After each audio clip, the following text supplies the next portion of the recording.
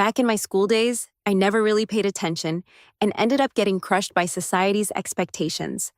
After a mishap, I found myself back in my high school years. Mike, the guy I had a crush on back then, gave me a cold stare. "Get lost," he told me. Staying cool, I returned to my seat and gave a little tap to my desk buddy, Sam. "Hey, Mike, could you help me out with this problem? This time, I'm all about hitting the books."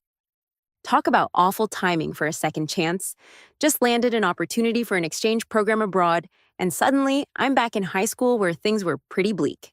To make matters worse, when I regained consciousness, I was clutching a love letter right next to Mike's hand, confessing my feelings for the umpteenth time since school began. As expected, it flopped. He didn't even glance up, eyes glued to his phone, squeezing in some game time during the break. When the game wrapped up, he shot me an annoyed look and said, "Lily, don't you get what I'm saying? I've told you a million times I'm not into you." "Don't block my way," I retorted. A girl sitting in front of Mike turned around, giving me a look full of contempt and mockery. I stared off into space, accepting my situation after a brief pause. It was the second semester of freshman year. To my classmates, I was still that typical underachiever, always trying to impress Mike, hoping for a relationship, but getting shut down every time, turning into a laughingstock. Now that I had a chance to redo it, I wasn't about to waste time on childish antics. I ripped the love letter into pieces and tossed it in the trash. Then I grabbed Mike's phone from his hand. If I recall correctly, it was the birthday gift I had given him before, complete with a couple's phone card where our calls were free. But Mike never called me. He only used it for gaming. "What are you doing? You can't take back what you gave." Mike frowned. "You're overthinking it. I'm not that petty," I replied. The bell rang and I headed to the teacher with both phones, handing them over. These distractions were better kept away from class. Mike looked stunned, and even the teacher gave me a surprised glance before nodding slightly and telling me to go back to my seat and pay attention to the lesson. The math test from the last period was handed back, and the glaring score of just over 20 made me dizzy. I knew my grades were bad, but I didn't realize they were this terrible. The questions were pretty basic. The teacher had only gone through a few standard ones. I wanted to check my answers against the formulas in the textbook afterward. But when I reached into my desk pocket, all I found were novels. Again, another novel. Feeling completely stuck, I turned to my desk mate, Sam, hesitated for a moment, and then gently tapped his arm. Sam looked at me with a distant expression in his eyes. I awkwardly smiled. "Could I borrow your textbook?" Sam glanced down at the novels in my hand, making my face turn red. I quickly shoved them back into the drawer.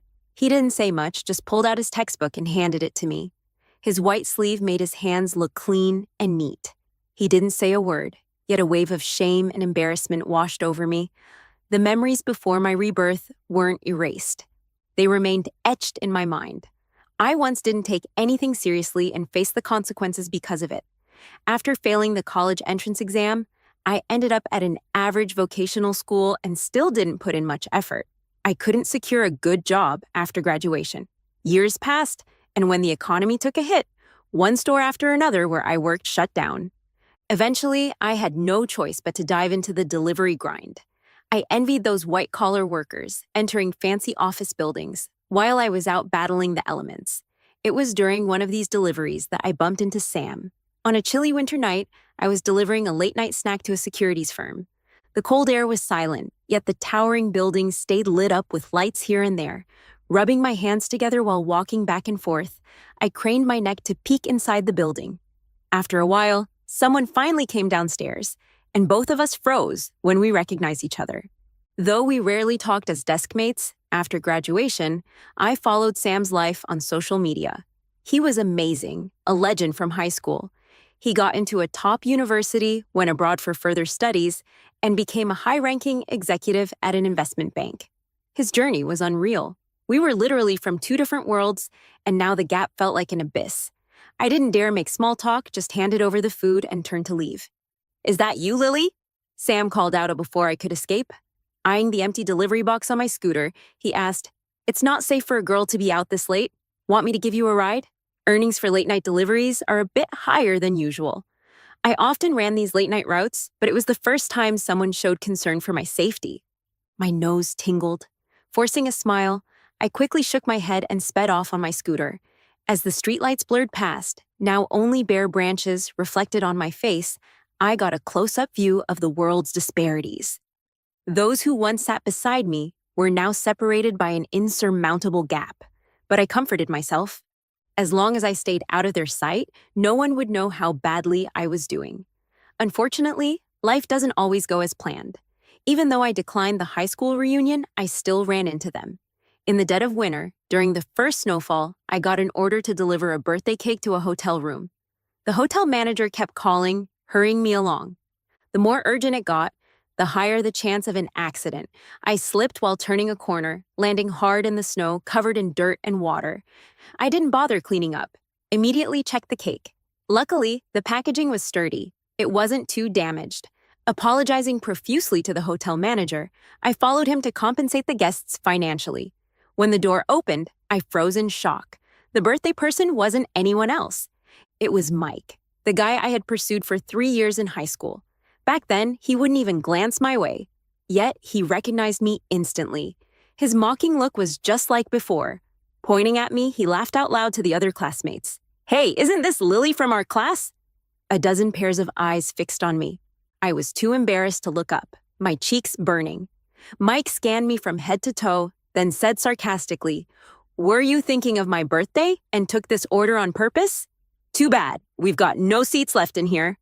As snow seeped into my clothes, making me shiver, my forehead was damp with sweat and my hair stuck to my face. I bit my lip, took all my cash out of my wallet, and left it on the small cabinet at the door. "This is for you." I hurriedly tried to leave, but someone tugged on my shirt, handing me a pack of tissues. I turned around and saw Sam's face. He always had that indifferent look. I used to secretly tease him for being so aloof, but at this low point in my life, his steady demeanor was comforting. At least he didn't treat me differently because I was down on my luck. I quickly took the tissues and left, still owing Sam a thank you. Now, as I took the textbook from his hands, I finally had the chance to deliver that long overdue thank you from another place and time. "Thanks, Sam." Maybe I sounded too serious because he seemed a bit uneasy. "You're welcome," he replied. This was probably our first real conversation at 16. Anytime I tried to chat with him before, he'd just grunt a one-word response. Eventually, we built this unspoken boundary and stopped talking to each other. Looking back now, after over 10 years, it's crazy to think I was ignoring such a great resource. After over 10 years, it's wild to realize what I missed out on. I opened the textbook and started getting familiar with the framework using the table of contents. I summarized all the key concepts and formulas in my notebook. Sam was meticulous in his notes, which saved me a lot of time. All those years of hard work were tough, especially when I was studying for my college entrance exams. But now, at least I was used to the routine of preparing for exams. During the self-study session, I redid some old exams and compared my answers. At least half of them were correct. I sighed in relief. Maybe this time I wouldn't be at the bottom of the class. Still, with my weak foundation and forgotten knowledge from high school, catching up on my own seemed nearly impossible. I glanced at Sam, who was scribbling away next to me, and started plotting.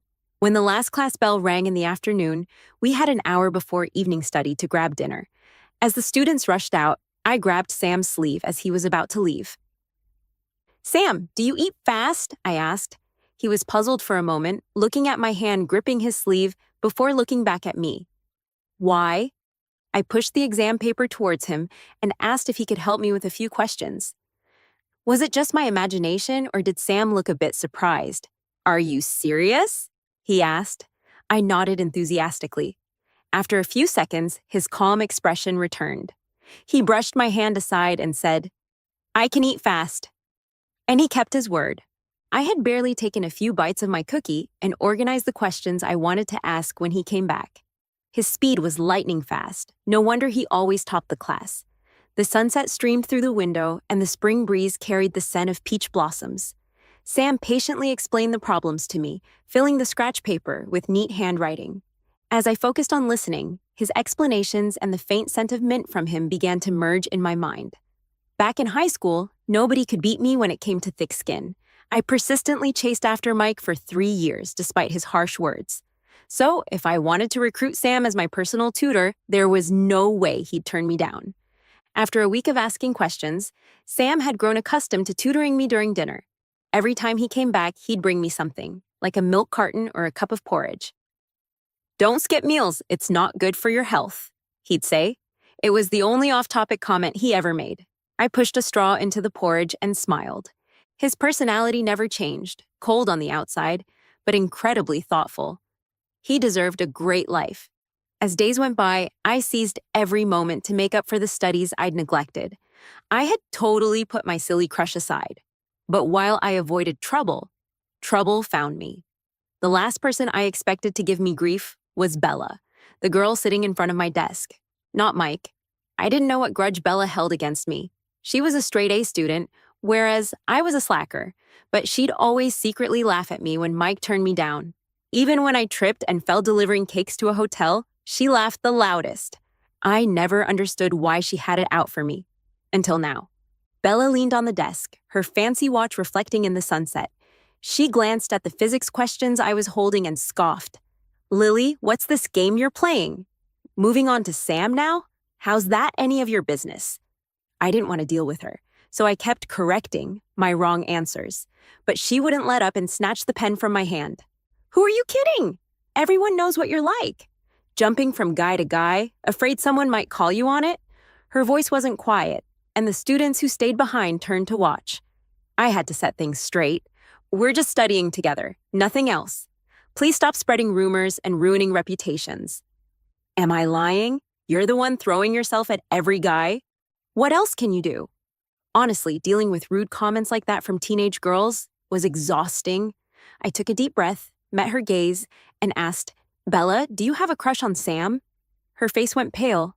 I hit the nail on the head, but she wouldn't admit it and snapped back, "I just can't stand you."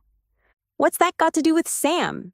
I sighed, not in the mood to argue with a teenage girl, and took her hand. "If you really have feelings for my desk mate, stop messing around with Mike too. I'll keep your commitment token for now." Bella tore her bracelet away as I unlatched it. "What gives you the right to take my stuff?" I said flatly. "It's mine," Mike returned just then, and Bella quickly turned to point at him. "He gave it to me." I glared at Mike. "You sure know how to snatch things." Mike's expression was uneasy, but he still had the nerve to speak shamelessly. "Lily, why are you holding a grudge? Once something is given, why should you care how it's used?" I laughed coldly. "A grudge? That watch cost over $10,000 and was made to order. Saying I'm stingy just proves you don't appreciate it." I pulled hard, taking the watch back and turned the dial. With a click, it flipped to reveal a polished surface, with my name, Lily, engraved on it. What seemed sincere at the time now just looked ridiculous. As I felt the engraving under my thumb, I let it fall into the garbage, buried with old papers, just like I was discarding my foolish, love-struck self from before. "You must be crazy," Mike fumed, staring at me. I looked him in the eye, my gaze cold. "I admit you're good-looking, and even now, you're just my type. But after countless moments of humiliation and disdain, all that's left is disgust. Mike, listen closely. I don't like you anymore, not one bit. Don't bother hanging around me again." After begging for so long, nobody believed I'd actually move on. Mike sneered. "Don't play hard to get with me." Who are you fooling? Do you really think I'd waste my time on you?" I sat back down, too tired to even glance at him. "Believe what you want. Just don't stand there wasting my study time." Students trickled back into the class, and a lot of them had heard those last words. Some were even covering their mouths, trying not to laugh. Mike couldn't handle the humiliation. With a flustered expression, he blurted, "Let's see how you do on the next exam." With that headache out of the way, I noticed Sam had come back a while ago, leaning against a nearby desk, reading. I wondered how much he had overheard. Let it go, it's not a big deal. Compared to the tough times I've been through, these little teenage arguments are really nothing. I spread out my physics paper and picked out a few classic problems. Following the standard answers, I carefully drew the force analysis, thought it over, and thoroughly understood all the concepts involved. I managed to wrap up just one paper by the end of the evening study session, but I believe in taking it slow and building a solid foundation, better than just skimming through stuff. The bell rang, and I put down my pen and stretched. When you relax a bit, random thoughts pop up. I poked Sam, who was still working on problems. Hey, did you hear my convo with those two before the evening study session? He nodded. Bella seems to have a thing for you, I teased. Bella seems to have a thing for you, I teased. Early romance affects studying. I burst out laughing. You're so rational. If she heard that, she'd be crushed. Sam glanced at me. You're such a gossip. You got all your studying done? I quickly waved it off. No, I'm not asking anymore. As I packed up the English words I needed to memorize for tomorrow's morning run, another thought hit me. Sam, if I don't do well on the exams, will everyone think I'm just bothering you to flirt? Sam looked at me, slightly frowning. I realized my choice of words was a bit off, so I rephrased, will people misunderstand and think I like you? Is liking me something to be ashamed of? I was stunned. Sam turned away and said, your grades are about your future, not about what others think. He grabbed his coat to leave and asked, why the sudden urge to study hard? I went silent. It was like a rusty old clock in my head being struck, the sound echoing around. Why did I turn over a new leaf? I've seen life's harshness. Letting go today just means paying for it tomorrow. Sure, good grades don't guarantee everything, but getting into a good school puts you on a bigger platform, with more choices and opportunities. I used to think, rich family and all, even if I didn't do well, my dad would just pay to send me abroad. But life's harsh truth taught me otherwise. Relying on outside help leads to trouble. In the end, you can only count on yourself. The first step in forging your own path is nailing the college entrance exams. The more I thought, the heavier my heart felt. Sleep didn't come easy, so I just grabbed a flashlight and started memorizing words under the covers. In the dense darkness, with a speck of light, I felt like I was back in those days, studying for college. I weathered storms, but the mocking laughter of former classmates pushed me to register for exams. It became a cycle of working by day and studying by night, which was tough, but once you get through it, it's all worth it in the end. Time flew by, and before I knew it, it was time for the finals of my first year in high school. Full of confidence, I stepped into the exam hall, only to realize the test covered the entire first year. I'd only started pushing myself in the second semester, so I barely managed to review that half year's knowledge. The earlier stuff was almost a blank. Not to mention, I only focused on key subjects needed for the science classes later, leaving others aside, which meant my overall grades were pretty awful.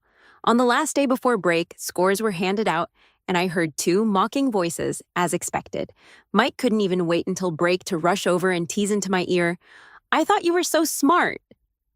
Why are you still at the bottom of the class? Bella came over too, still sore about the watch incident, teasing me with sarcasm. Isn't it an improvement from bottom third to bottom 20? All that tutoring from the top student, right? Opening the results slip, I saw Sam's name still on top, ranking first in the whole school. As soon as the grades came out, he was called by the teacher, probably about the math competition. Honestly, it wasn't surprising. I knew life isn't a game where you magically level up, and not all hard work yields immediate results. But it still felt kind of bad because why is the gap between people so big? Feeling exhausted by all the sarcasm, I packed up my books, grabbed all my test papers, and got on the bus home. The sunset outside burned crimson. The summer wind was wild, making my head spin. I sat dazed at the back, wondering how to catch up on what I missed last semester, and with sophomore year close, ellipses and electromagnetic fields were going to be a nightmare. Old regrets piled on new worries, suffocating me. But I had no one to talk to about the pressure of school. Back home, Mom even nagged me for studying too hard. Oh, look at your dark circles. They're hideous. Why work so hard? I made you so pretty, just dress up, and it should be easy to marry a rich guy, right? Why make your life so hard as a girl? That was my mom always hammering her studying is useless mindset into me until her own marriage collapsed. She was convinced a woman's happiness solely depended on marrying a capable man. I looked at her, tired and helpless, and asked, Mom, can a life leaning on others last? Your dad isn't just anyone. What if he cheats? What then? He won't, she said dismissively. I lowered my eyes, chuckling ironically. He won't? How could he not? It's been about half a year since he last came home. Just that he's good at making excuses and the money arrives on time. My mom never questioned it. If I hadn't been through it once, I wouldn't believe the man who once cherished us could have affairs outside, multiple ones too. Eventually, with illegitimate kids and all, he moved his assets and filed for divorce, leaving us completely unaware and barehanded. This all happened when I just started college, merely 2 years ago from now. Looking at this well-dressed middle-aged woman who only wants to enjoy life, I couldn't bring myself to shatter her world with the harsh reality. Life? I couldn't bring myself to shatter her world with the harsh reality. Even if I tell her, she won't believe me. After all, I once believed her life philosophy too. I couldn't eat dinner. Before the sunset was gone, I fell asleep drowsily. My dreams flashed back to those messy years. Failing a college entrance exam isn't enough to destroy someone, but I made wrong choices over and over again afterward. After my parents divorced, our financial situation plummeted. I thought, just like my mom did back then, my dad, the ATM, was gone. But there are plenty of rich guys out there. I'd find another one. So I didn't take school seriously and was full of foolish ideas. After wasting years and demeaning myself, I finally realized that all shortcuts lead to nowhere. Memory fragments spun around in my head, making my temples throb painfully. I opened my eyes and grabbed my phone in the glow of the neon outside. Not sure who I wanted to reach, but I saw a few unread messages from Sam. We exchanged contacts at the start of high school, out of politeness, but we never chatted. Seeing his name on my screen actually surprised me. Suddenly, a weird thought popped into my head. This guy's going to be a big shot in finance someday, right? If I get in good with him, could I get some insider stock info in the future? My headache suddenly eased a bit. I opened the chat. His message was sent at 7 p.m., probably after he'd talked to the teacher and didn't find me in class. He asked, "Need help with any topics?" I glanced at the time, 9:20 p.m. Shouldn't be too late, right? After all, he'll be working late till midnight in the future, and it's me who's bringing him takeout. So I typed, "Yes, do you have time now? The KFC near my place is open 24 hours. I was just about to call him in case he didn't see the message, but he replied immediately, "Sure." I quickly gathered all my final exam papers, planning to go over the next term's wrong answers and have him help me make a study plan for the last term. From the first day of vacation, I'd be all in to catch up. Almost got stopped by my mom at the door. "Go to bed early. We'll go on a trip tomorrow to cheer you up." "No way," I was firm. "I just want to study." Sam lived a couple of blocks away. By the time he arrived, the table was covered with papers. He sat across from me, and I handed him a coffee, patting his shoulder. "Tonight's gonna be a battle. You gotta hold on." He chuckled. "Going all out, huh?" I glanced at the math problem for the dream. The shop was quiet, the soft light from the chandelier above bringing a peaceful vibe. Sam was really patient, explaining stuff for 2 hours without getting annoyed. Numbers and theories, when he explained them, were so clear and logical. His smooth voice made everything seem easier and more organized. I couldn't help but think it's such a waste to have someone like him tutor me for free. With the topics cleared up and the study plan ready, my mind finally felt at ease.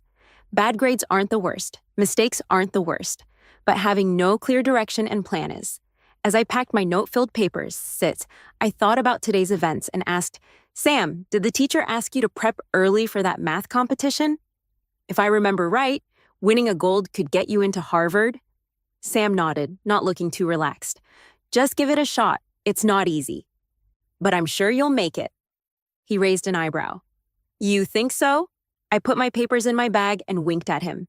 "I know so." Sam laughed, his brows softening as he looked at me, his eyes filled with gentle light. "So what's your dream?" he asked. I thought for a moment, then said slowly, "I want to go to Cambridge." Seems out of reach now, but that's where I pushed to my limit and got the farthest. I miss looking up at Cambridge's red and blue skies and the tiny spoonfuls of lake water. More so, I miss the me who clawed my way out of the dark, muddy depths. But no one else would get it. They'd just laugh and say I'm dreaming. Walking out, the night breeze caught a lock of my hair, and I looked up at Sam, grinning. "Do you think I'm crazy for dreaming like this?" He shook his head, speaking seriously. "I believe you can make it happen." I stared at him blankly as my eyes inexplicably warmed, quickly lowering my head. Even if he never gives me insider info on stocks, having a friend like this is worth it. A tear hit the ground, forming a flower pattern. Are you okay? Sam looked surprised. I wiped my face and looked back at him, smiling. Is it okay if I bug you with tutoring over break? Of course. Then I'll need you to eat your breakfast, lunch, and dinner super fast from now on. Sam chuckled. Sure. There's a park near my place, right along Sam's path to meet me. The octagonal pavilion inside became our designated spot for tutoring. The sun rises early in summer. By 5 a.m., I'd already be there with books and papers. Sam was always early. The morning breeze carried the scent of greenery, passing through his hair. He'd sit straight on the stone bench, his long legs slightly bent. Hearing me approach, he'd look up and give a warm, clean smile. That moment was truly beautiful. I silently hoped that when school started, we'd be in the same class again. I'd even agree to eat vegetarian for half a year. Sadly, it didn't happen. In sophomore year, we got split into arts and science, and top students were placed in a special class. So I ended up on a different floor from Sam, diagonally above him. Can I still come find you? I poked my head into his classroom, glancing enviously at the cream of the crop. Yes, come by. I eat breakfast, lunch, and dinner pretty quickly anyway, Sam said with a smile. I worried a bit. Everyone's studying hard. Won't it interrupt you? Sam grinned and said, I'm fine with lending you a bit of time. Classic overachiever. Cool, even when he's boasting a little. I relaxed and went back to class, concentrating fully on each lesson. With new material, I listened closely, tracked the teacher's thought process, took plenty of notes, marked the key points, and refreshed my memory during breaks to reinforce it. Laying a solid foundation will make the final reviews in senior year so much easier. As I was deep in writing, someone poked me in the back. Mike, again, in my class. Still the same Mike, but now I found him annoying. What do you want? He was always ready with sarcasm and mockery. Hey, Sam's not in this class anymore. Who are you pretending for now? Can I aim for a top university? Mike scoffed. You? A top uni? If you make it, I'll call you Grandpa. I recorded him with my phone. Just wait, kiddo. Arguing wasted 2 minutes of my time, but I have to admit, it gave me a bit more drive. During dinner break, I grabbed my notebook of mistakes and rushed upstairs, sneaking into the honors class through the back door. I arrived just as Sam was coming back. I sprinted over, instinctively sat in the chair next to him, opened my book, and suddenly got yanked up by someone. Caught off guard, my knee hit the table leg, and I gasped in pain, momentarily speechless. You okay? Sam stood up, concerned. I waved him off, checking out who pulled me. It was Bella. She's also in the honors class and Sam's current seatmate. She pulled me off the chair and pushed me aside, sounding pretty annoyed. Who said you could sit in my seat? You barely scored enough to be in this classroom. I think you're just here for another reason. Lily, you shouldn't be so shameless. I was speechless. Really? Fine, I'll find somewhere else to sit. Time's precious, and I'm here to ask questions, not argue. The person in front wasn't around either, so it was awkward explaining things with all the textbooks scattered. I had to stand and talk. I was about to move when Sam asked, Want to head to your classroom? I nodded quickly. Yeah, it's open. My seatmate isn't around until the bell rings. Sam nodded, got up, and walked over to me. Let's go downstairs. His expression stayed calm, his tone even. But looking at Bella's furious face made me want to laugh. I left the room with Sam, giving him a thumbs up. You really know how to tick people off. Sam looked at me helplessly, then glanced at my leg. Is it bad? Need the nurse? No, it's just a bump. I shrugged it off with a smile. Thanks, though. For what? For backing me up. Every day full of activities seemed to fly by. I hardly had any free time. Besides exercise and meals, it was all books and problems. Even after lights out, I revisited the day's lesson in my head. Finally, the midterms came, and it was time to see how hard work paid off. For the first time, I was eager to step into the exam room. But when they handed out the results, I was sweating. As usual, I looked for my rank from the bottom up. I didn't see my name on the back page. Mike from the back suddenly yelled, Lily, 600 points. I turned and he looked at me like I was a freak. English 148? Did you cheat? I snorted. If you think I did, feel free to report it. If I hadn't unexpectedly returned to high school, I would have gone abroad for exchanges. I aced the grad school entrance English exams and IELTS, so high school books didn't scare me. My weak spot was still in math, physics, and chemistry. I was far from my goal, but 600 was a huge leap from my pathetic 300-something earlier. Show that hard work really pays off. Even if I wasn't the smartest, I'd work the hardest. Late autumn with its crisp air turned the campus golden with fallen leaves. Sam stood by the hallway window. The afternoon sunlight behind him cast light onto my face. He smiled. Congrats, you made big strides. I smiled back. All thanks to you. This semester, Sam practically lived at my desk, stopping by thrice daily to tutor me. Sometimes, it felt like he was still my desk mate. Autumn gave way to winter, and a big snowstorm hit right after New Year's. Coming back from home, I sneaked a pen into my bag, wrapped neatly as a gift. Sam helped me so much. A New Year's gift wasn't too much, right? I hid the gift in the drawer, half nervous, half excited, waiting for Sam. But he got held up, and Mike found it first. That rude guy snatched it out and gasped, "You remembered my birthday?" I was taken aback and then remembered Mike's birthday was around the corner, but I'd forgotten. I reached for the pen. "It's not for you, give it back." Mike raised his hand out of reach. "Who's it for then? Mind your own business. Is it for Sam?" Mike asked, his expression shifting. "Do you like him?" "Nonsense. We're just students. No need for extra drama." Mike raised an eyebrow. "He tutors you, brings you food, and you're telling me there's nothing more, Lily? You're setting him up as a backup?" "Shut up." I reached for the pen but missed. Mike handed it to someone behind me, grinning. "Hey, backup, bro. For you." I turned, and Sam stood behind me, holding a warm cup of porridge. His eyes met mine, but before I could gauge his expression, he looked down, his lashes fluttering. He didn't take the pen, just quietly placed the porridge on my desk. Then he turned to Mike, saying coldly, "Helping classmates is common. Bringing extra food is easy. I'd do it for you too. Just because you see malicious intent doesn't mean it's there.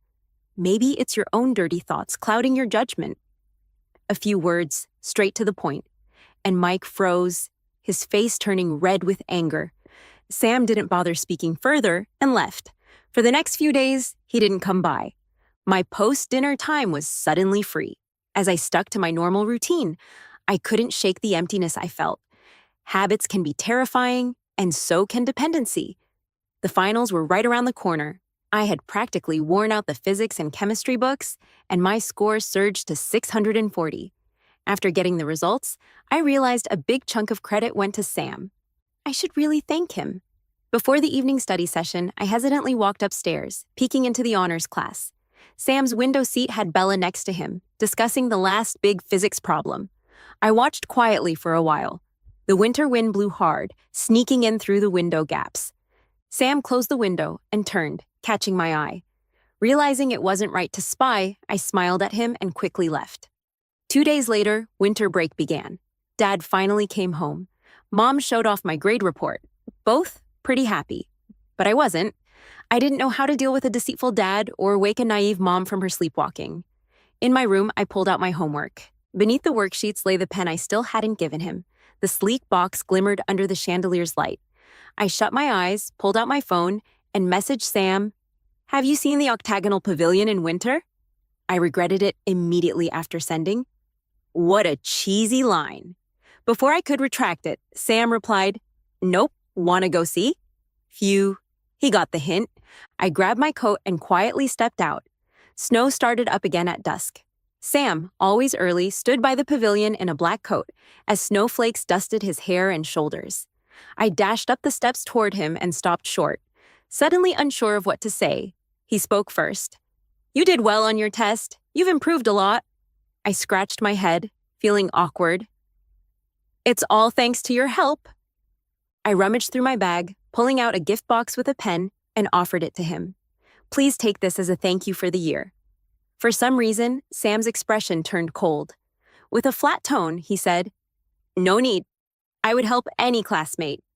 My hand hung awkwardly in the air as he avoided eye contact, scanning the pavilion instead. Snow swept in with the wind, leaving a thin layer on the summer study stone table and benches. "I've seen this pavilion enough in winter. I should go," Sam said and turned to leave.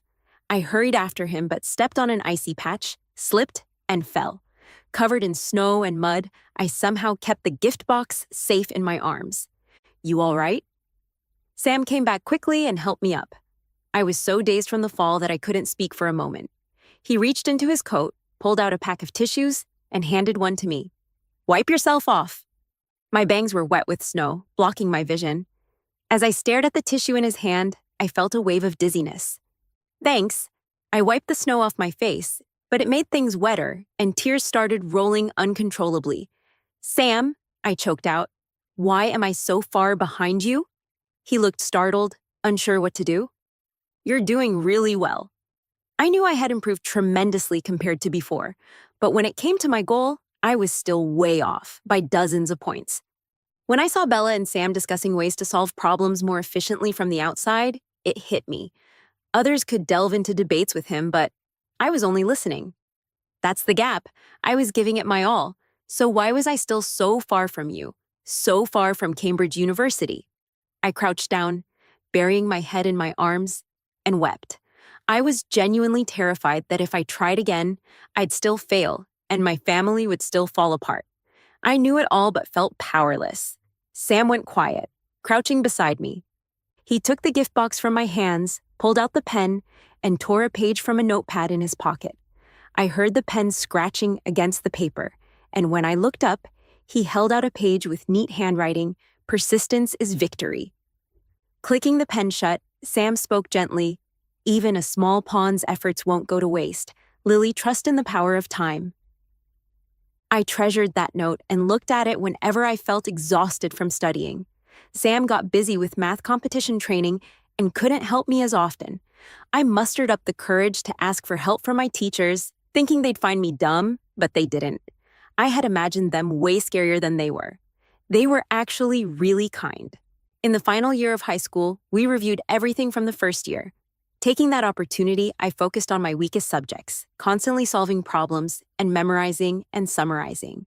By midterm, my scores were almost reaching Cambridge University's minimum admission mark. The winter break in senior year was just a week around the new year.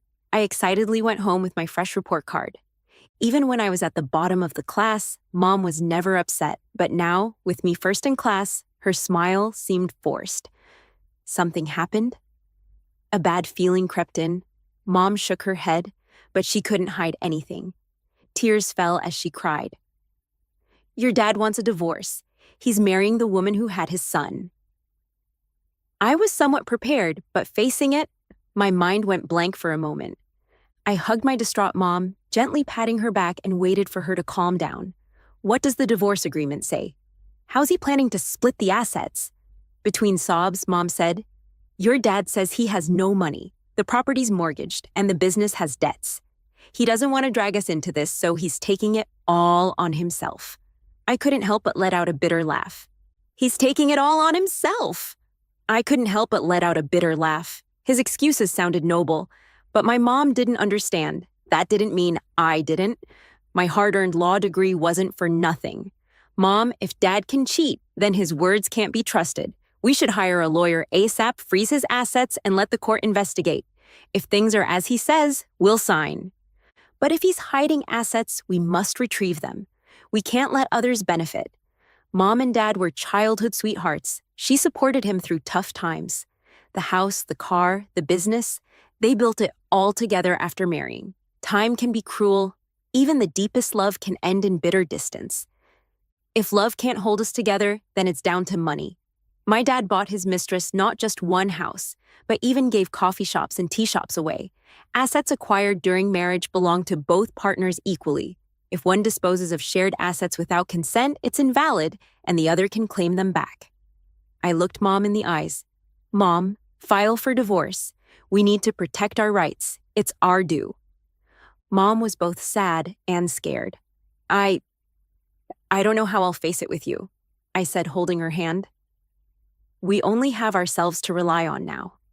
I never thought the family drama would unfold so early, messing up my plans. The new year was full of chaos, lawyer consultations, court battles, studying laws, and confronting Dad without holding back. The stress was immense. Physically exhausted, I could hardly stand straight.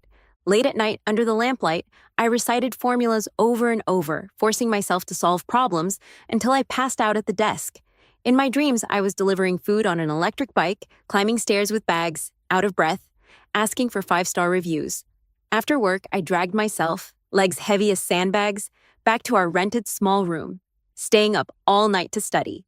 Mom was in bad shape after the divorce, relying on pills to sleep every night. Afraid to wake her, I kept the lights off and made no noise. A tiny nightlight accompanied me through many never-ending, lonely nights. I didn't know how long I slept, but I felt someone gently touch my hair. I opened my eyes and saw Mom draping a blanket over me. Her eyes had lost the sparkle they used to have, and the fine lines along her eyes became more visible. "It's Mom who dragged you down." She sat on the chair beside me, pulling my hand and saying in a hoarse voice, "I'm sorry I've made things so hard for you." I couldn't tell if this was a dream or reality. I just reached out to wipe her tears away. "Don't say that. It's not our fault." The moisture felt warm on my palm, and my eyes started to well up too. Even when things are terrible, there's hope that we'll get through it. Mom didn't say anything else, just held my hand. We sat quietly in the dark, the little light from the desk lamp gently surrounding us. After a long while, Mom softly said, "When school starts, focus on your studies. I'll handle the stuff at home." Honestly, I couldn't afford any more distractions. In the last semester of senior year, it felt like we were hamsters on a wheel spinning too fast to stop. We used to have monthly tests, but now it felt like there was one almost every week. Sometimes there were even surprise tests during evening self-study sessions. Mealtimes got shorter and shorter, and in between drinking water and restroom breaks, we were constantly memorizing vocabulary words and formulas. Everyone seemed almost possessed, studying during class, studying after class, even sneaking into the bathroom with a flashlight to study after lights out for fear of being caught during room checks.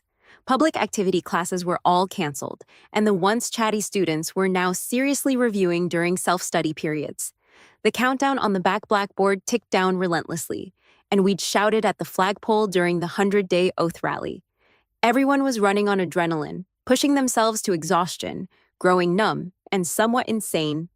After 3 mock exams, my scores hit a wall, just skirting the threshold of Cambridge University, always fluctuating, never hitting a solid mark. This uncertainty was terrifying. I was so anxious I couldn't sleep, constantly tossing and turning, tearing at my hair.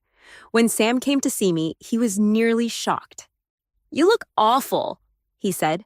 I showed him all my recent test papers, directly asking, "I want to improve by 10 points.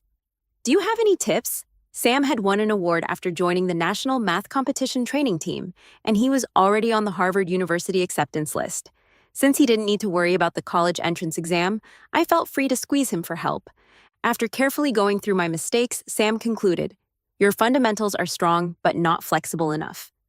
The formula's the same, but when the question type changes, you can't adapt. So what should I do?" I asked.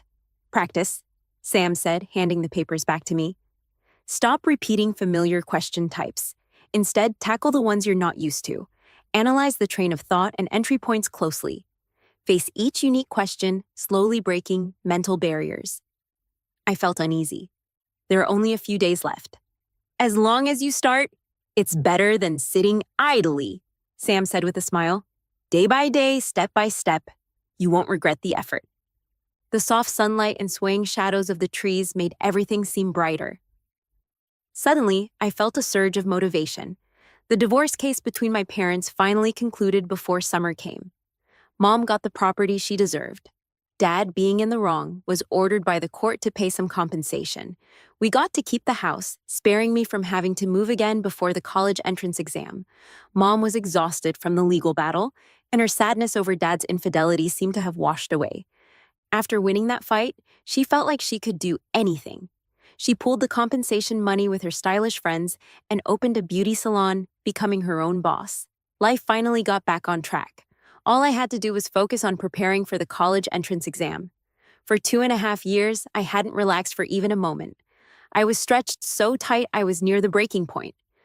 God, I silently prayed, please let me finally be free. I planned perfectly, but didn't expect that on the day of the college entrance exam, I came down with a high fever. My cheeks were blazing, and my vision blurred. It was hard to describe my despair. With the first exam about to start, there was no time to dilly-dally. No time for misery. After getting a quick fever-reducing shot, I rushed to the exam room with my supplies. My mind was a fog, running on autopilot. Solving problems, filling out the answer sheet, everything relying on muscle memory. 2 days, 4 shots, feeling worse than death. On the last afternoon, I walked out of the exam room and immediately saw Mom in the ocean of parents waiting at the school gate. Finally, tears rolled down my cheeks uncontrollably, my throat swelling so much I couldn't even cry out loud. Mom took my bag of supplies, holding me tenderly. There, you did your best. Leave the rest to fate. Mom's already so proud of you. But I wasn't ready to accept that. I couldn't accept that after trying so hard, so relentlessly, it was all ruined by a sudden illness. For the next week, while my classmates celebrated, I lay in the hospital on a drip. The inpatient room was on the ground floor outside. The plants were lush and vibrant. Sunlight streamed through the mesh window, but I felt as though I was slowly withering. When Sam visited, I was staring vacantly at the ceiling. He walked over slowly. I expected him to give some words of comfort, but he just looked at me and chuckled. Confused, I touched my face. Why the laugh? Sam pulled a chair up beside the bed and said, I heard about your brave tale from a classmate. A fever of 102 degrees Fahrenheit. Yet you braved the exams. During the English test, you fainted twice but woke up each time and kept writing. I wanted to witness the aura of a warrior, but I wasn't expecting this defeated look. I looked at him incredulously. Was this still the Sam I knew? The cool and collected genius? Why was he being such a jerk? I sat up, his words sparking a tiny fire inside me. Did you just come to watch the show? I reached out to him. Even spectators should buy tickets, right? Where are the flowers? Not even bringing a bouquet to a patient. Is that acceptable? Sam laughed, then tapped my hand, leaving a little something on my palm. I brought it closer to my face. It was a round seal, smooth to the touch, still warm from his hand. This is... Sam motioned for me to open it. Something I carved myself. Tell me if it looks right. Pulling off the cap, I saw 3 little figures transformed from seal script characters marked 1,937 inches at the bottom. I studied it for a while, couldn't help but chuckle. You carved the Cambridge University crest for me? So, even if I don't pass, I'm still a Cambridge student. Sam held back a laugh. No, I just think dreams shouldn't turn into obsessions. I used to admire your determination, but I don't want to see you go crazy over it. I looked down, fiddling with the stamp in my hand, saying nothing. I don't want that either, but when you've put in so much, it's hard not to hope for a perfect outcome. But life can't be perfect. Whether the stop is a peak or a valley, the train always moves to the next stop, never stopping. Sam looked into my eyes seriously and said softly, Lily, no matter the result, don't be afraid. That's right. What am I afraid of? Last time, even when I only got into a technical college, I still managed to get myself into a well-known university for my master's. Would a small college entrance exam failure stump me now? Starting over from scratch is what I know best. After getting discharged, I've been having the easiest days in years. Used to waking up early, even during the holidays with nothing to do, I would grab a book, drag Sam along, and head to the gazebo in the park at dawn. The dancing grannies and the uncle playing the air hoop couldn't compete with me. Sunlight fell across the pages, lush peach tree branches peeked into the gazebo, revealing tender green peaches. Sam lowered his gaze to read, and I snuck glances at him from behind the pages. In a white shirt and black hair, he was strikingly handsome. It didn't matter if he'd change in the future. At that moment, looking at him made my heart skip a beat. Sam seemed to sense my gaze and curved his lips, looking up at me. Isn't today the day we find out the results? I was shocked. I'd completely forgotten about it. Been too at ease lately, enjoying myself too much. I couldn't wait to get home to check on the computer. I logged into the score-checking webpage on my phone. shaking as I entered my exam registration number. As the page refreshed, I couldn't help but grip the stamp in my pocket. Sam walked up behind me and laid a reassuring hand on my shoulder. "Don't panic." His deep voice and warm palm were comforting. As I calmed my breathing, when the results page finally refreshed, I couldn't believe my eyes. Did I seriously score that high while being sick out of my mind? Better than any practice exam before. No surprise, I might actually get what I wanted. With blazing sunlight above, I couldn't help but jump and give Sam a big hug under the blue sky and white clouds. I did it. I really did it. The joy of this moment was indescribable, and I laughed and cried with excitement. Sam followed me in laughter, opening his arms to hold me close. When the college offer finally arrived at home, everything was settled. I calmly put the offer letter away with the stamp, one lighting my path, the other waking me in my darkest moment. We were off to a new chapter together. The school's banner for outstanding graduates had my name on it, and my photo was up on the honor roll at the school gate. During the class dinner, my freshman year teacher praised me in front of everyone. "From the bottom to Cambridge University, you're the first I've seen. I now have stories to inspire the next round of students." Feeling a bit embarrassed, suddenly a phrase popped into my mind. "Where there's a will, there's a way." As soon as I said it, I realized someone had told me this before. I glanced over at Sam, who was smiling at me. I turned my gaze to the opposite side at the sound of clinking chopsticks, seeing Bella with reddened eyes. Mike sat beside her, looking at me with a complicated expression. After he mocked Sam as a backup guy with a pen gift box, I hadn't spoken to him again. I had almost forgotten about him. Yet after the dinner party, he suddenly stopped me. Fumbling for words, he said, "Congratulations." "Thanks," I replied coolly. Mike awkwardly scratched his head and mumbled, "Do we still have a chance?" "What?" I laughed in disbelief. "Mike, don't you get it? I've told you so many times I'm not into you." "Stop bothering me." Word for word, I returned everything he used to say about me. Mike's face turned sour instantly. As I tried to leave, he suddenly grabbed my arm. "Is it because of Sam? Other than grades? What's he got that I don't?" I paused, turning to look at him. His strikingly handsome face once had me infatuated, but now I just wanted to ask him one thing. "Mike, if I were still a loser with nothing, covered in mud, and falling before you, would you hand me a tissue?" He was stunned. I didn't expect him to understand. I pried his hand off and strode away. Sam was waiting under the tree outside the restaurant, the low swaying leaves breezing through his hair. I waved with a smile. "Let's go home." Sam glanced behind me, then joined me side by side. After a moment, he asked quietly, "Did he harass you again?" "He wouldn't dare." "Do you still like him?" "No way." Then he pursed his lips, his youthful shyness showing. "Do you want to like someone else?" I looked down, my lips curled into a smile, and gently held his hand. "Sure." The girl who sits next to me is a character. Got rejected 11 times in half a year and still kept going. If only she put that perseverance into studying.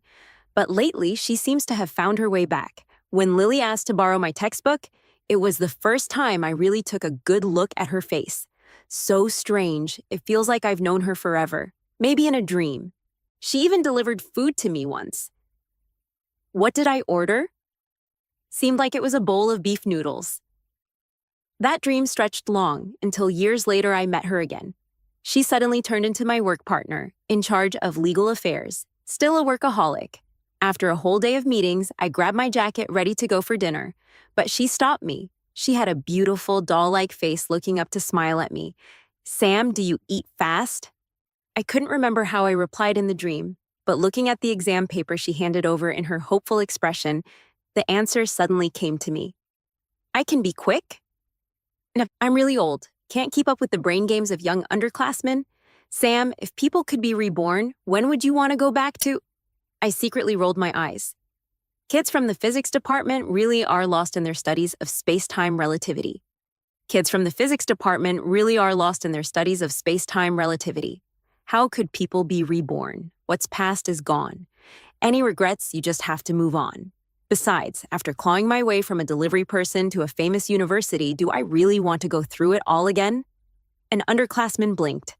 Who says starting over means repeating the same mistakes? Isn't changing fate fun? I teased him. You think this is a game you can just restart whenever? He blushed. We're developing new technology. Want to test it? I didn't take it seriously, but looking into the starry night sky, memories came flooding back. So many paths in life. If I could really do it over again, there are indeed different choices I'd like to make. As the evening wind brushed through my hair, I whispered, back to 16 then.